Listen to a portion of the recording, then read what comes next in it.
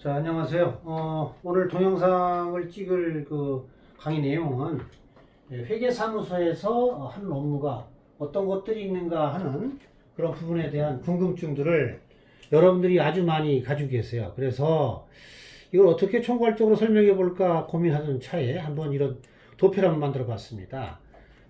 여기가 이제 올해 2020년 1년이라고 치고요. 여기가 내년도라고 쳐보십시다. 그래서 2020년을 기준으로 먼저 설명을 해보겠습니다. 우리 회계사무소에서 보통 하는 일들은 매월 하는 일이 있어요.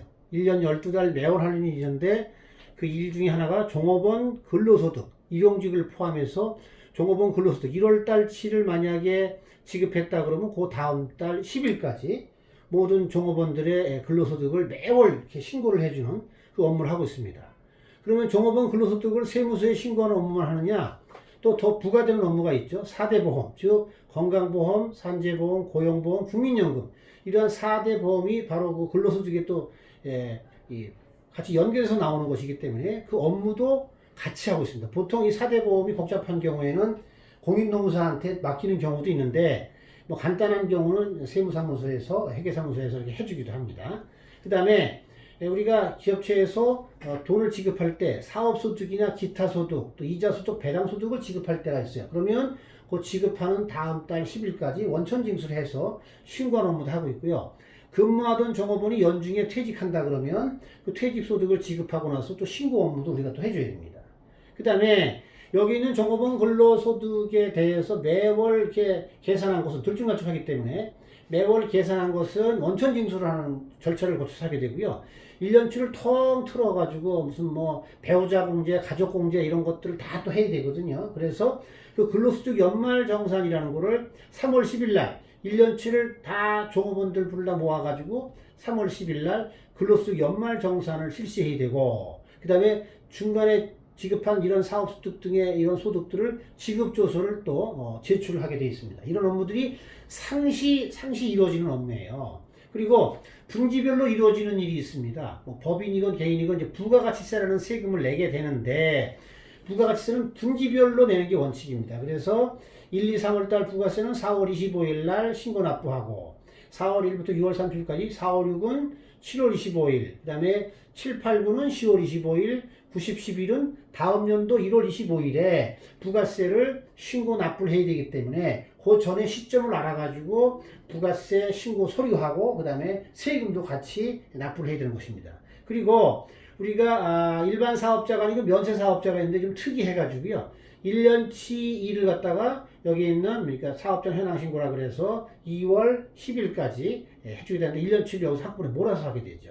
그래서 이러한 것들은 이제 법인이 어떤 일반적인 거고요. 개인은 좀 간단해져가지고 개인은 부가세를 6개월 단위로 신고를 하되 중간중간에 부가세 중간 예납이라는 걸 하게 됩니다. 그래서 이것들이 상시 진행되는 업무예요. 그래서 이 상시 진행되는 업무에 대한 대가로 매월 기장료를 일정 금액씩 청구하게 됩니다. 이게 다 끝나는 게 아니고요. 1년치 일에 대해서 이제 뭐 재무제표도 만들어야 되고 결산도 해야 됩니다. 그런데 매일 365일 이루어지는 여러 가지 뭐 매출, 매입, 비용 발생 등등 수많은 뭐 은행 차입, 이자 지급 수많은 일들이 발생하는데 그러한 발생하는 회계적인 사건들을 다 분계를 하고 다 회계처를 해가지고 장부에 기장을 해요.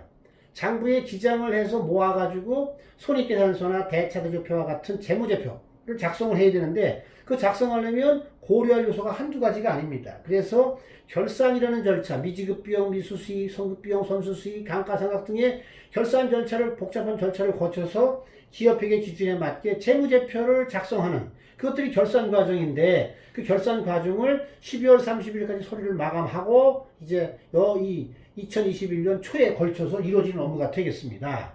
그런데 이 기업회계에서 작성하는 재무제표하고 세법에서 거두는 세금하고는 여러 가지 차이가 있어요. 자, 그래서 여기 재무제표 작성을 해놓았다고 다 끝나는 일이 아닙니다. 재무제표 작성은 이제 기업회계 기준이라는 원칙에 작성한 것이고요. 세금은 또 다른 세법이라는 기준이 따로 있습니다. 그래서 이러한 재무제표를 기준으로 세금을 매기는 것이 아니고 세법에 의해서 법인세라든지 소득세를 세무 조정을 해야 돼요. 만약에 접대비를 과다하게 썼다 그러면 일부는 송금이 부인되는 거고요. 등등 복잡한 세무조정 절차를 거치게 됩니다. 그런데 법인세는 언제까지 내야 되느냐? 1년치를 다음 연도 3개월 동안은 뭐 결산하고 세무조정을 해야 되니까 3월 31일까지 내야 되고요. 신고해서. 그 다음에 회계사무실이 바쁜 관계로 개인소득세는 요 1년치를 5월 31일까지 이렇게 해서 작성해서 신고 납부를 해줘야 됩니다. 그리고 성실신고를 해야 되는 그런 소득자가 있어요. 이 사람들은 정말로 성실하게 신고하지 않으면 가산세가 커지고 문제 많아집니다. 이런 사람들은 한 달을 더 줘서 6월 30일에 신고하게 됩니다. 이래서 매월 받는 기장료 외에 이러한 어떻게 보면 가장 중요한 일이죠. 이 가장 중요한 일을 하는 대가로 1년에 한 번씩 세무조정료에다가 결산 수수료를 포함해서 받게 되는 이러한 절차를 가지고 있어요. 그래서 이러한 절차를 이해하시면 언제 어떤 자료를 회계사무소에 줘야 될지 그리고 돈은 어떻게 지급되는지에 대한 과정을 잘 알고 계시면 회계사무소하고 커뮤니케이션 할 때 나름대로 소통도 잘 되고 서로 간에 아마 오해가 없을 줄로 생각이 됩니다. 그래서 오늘 이와 같은 강의를 표를 만들어서 진행을 했습니다. 다음번에는 부가가치세라든지 이런 세목별로 진행하도록 하겠습니다. 감사합니다.